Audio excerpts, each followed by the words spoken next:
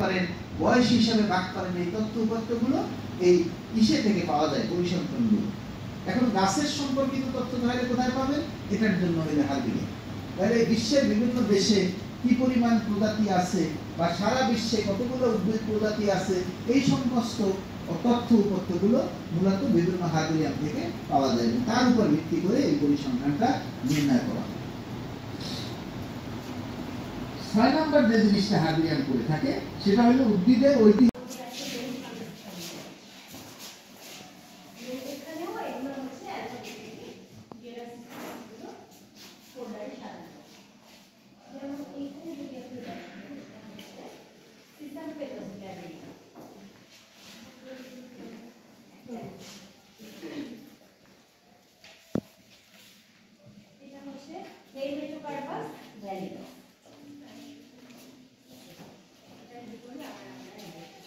এখান থেকে সরবরাহ করে থাকি।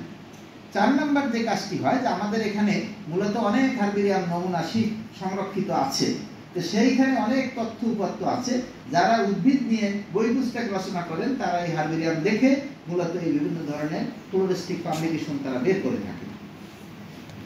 ৫ নম্বরে হলো যারা বিজ্ঞান শেখেন, বিশেষ করে উদ্ভিদ বিজ্ঞানের যারা শিক্ষার্থী, তাদের কিন্তু একটা অন্যতম কাজ হলো গাছ চেনা। এখন বাংলাদেশে মনে করেন ৫,০০০ উদ্ভিদ প্রজাতি হয়েছে। এই ৫,০০০ উদ্ভিদ প্রজাতি তো এক জায়গায় পাবেন না। কোনোটা সুন্দরবনে আছে, কোনোটা ধরেন বান্দরবনে আছে, কোনোটা সিলেটে আছে, কোনোটা হাওর বাওরে আছে, কোনোটা মনে করেন ওই নর্থ বেঙ্গলের দিকে আছে। তো এই যে বিভিন্ন জায়গায় গাছ আপনি গিয়ে গিয়ে ওখানে দেখাটা, এটা একজন মানুষের পক্ষে অনেকাংশে অসম্ভব। এখানে প্রচুর সময়ের প্রয়োজন, শ্রমের প্রয়োজন, অর্থের প্রয়োজন। তারপর গাছটা কোথায় আছে সেটা তো কেউ লেভেল দিয়ে